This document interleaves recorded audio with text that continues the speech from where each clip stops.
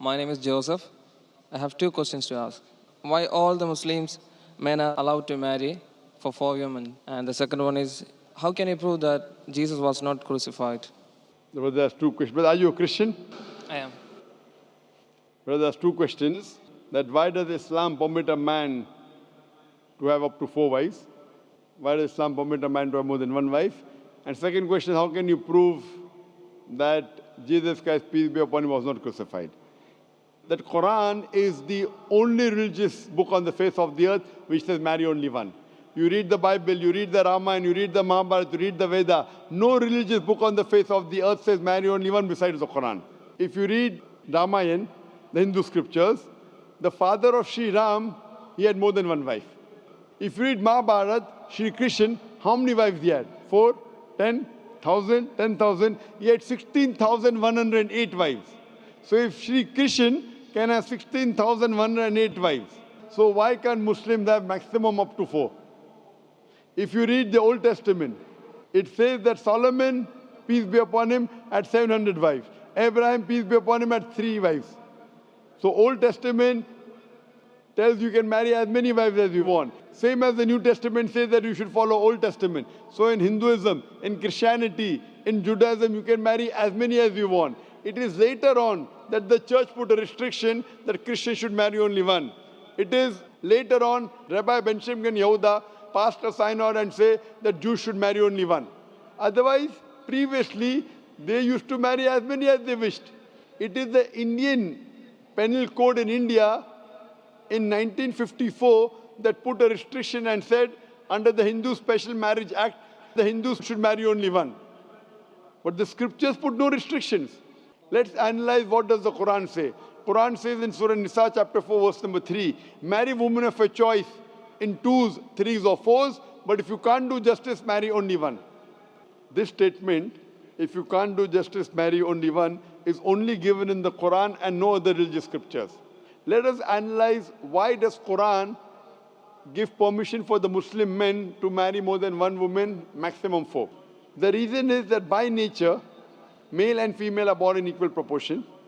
But if you ask any pediatrician, he will tell you, the doctor of the children, that the female child is stronger than the male child in fighting germs and diseases. So you have more deaths among the male children as compared to female children. So in pediatric age itself, the females are more than the males. As life goes on, there is death due to wars, due to alcoholism, due to drug addiction, due to accident. In all these cases, more men are dying as compared to females. So today in the world, there are more females as compared to males.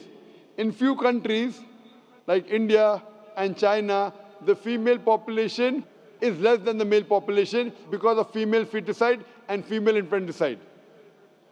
In India, according to a BBC report, every day more than 1,000 fetuses are being aborted after they are identified as females. If you multiply this figure by 365, you get a total of more than 1 million fetuses are being aborted every year in India after they are identified that they are females. According to the Tamil Nadu government hospital report, out of 10 females born alive, 4 are put to death. If you stop this evil practice of female feticide and female infanticide in India, even in India, the female population will become more than the male population. Even in China, if you stop this evil practice, the female population will become more than the male population. Today, if you analyze, in USA alone, there are 4.7 million females more than males. In UK alone, there are 1.2 million females more than males. In Germany alone, there are 1.6 million females more than males. In Russia alone, there are 10.6 million females more than males.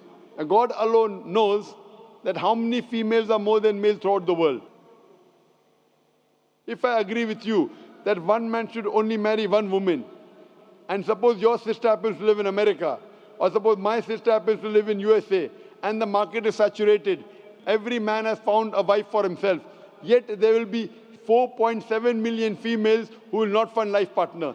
And if your sister happens to be one of them, or if my sister happens to be one of the 4.7 million females who have not found a life partner for themselves, the only option for them is that she either marries a man who already has a wife, or becomes public property. Public property, such a harsh word. It is the most sophisticated word I can use. I cannot use a better word. You know, in America, today the statistics tell us, on average, a man has 8 different sexual partners before he settles down with one.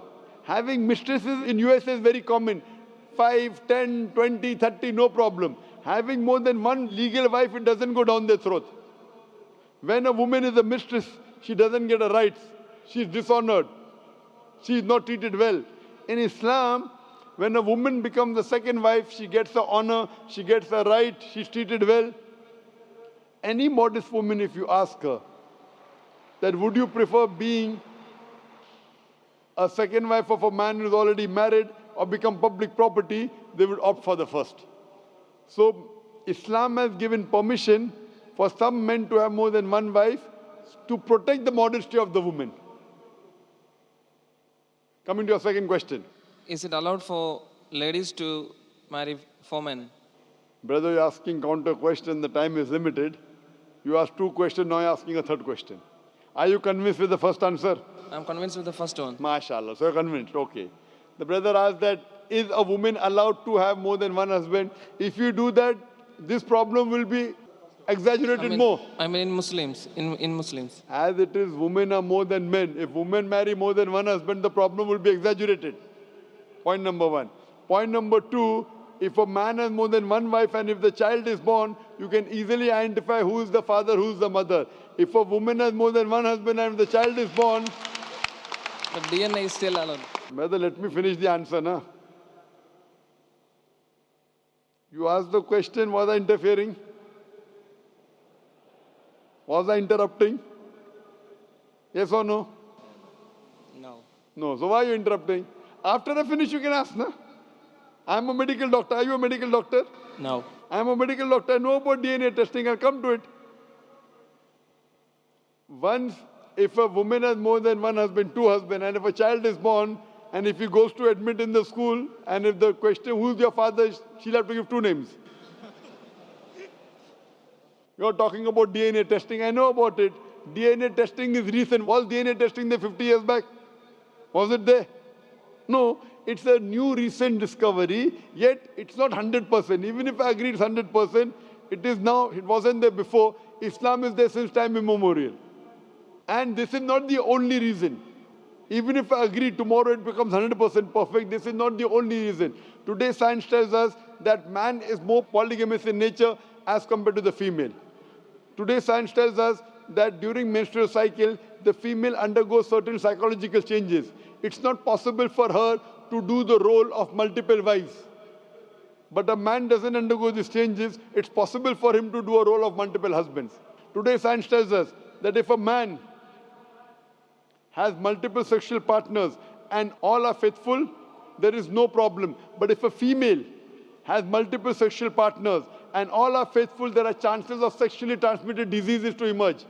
And that disease will go back to the male partner.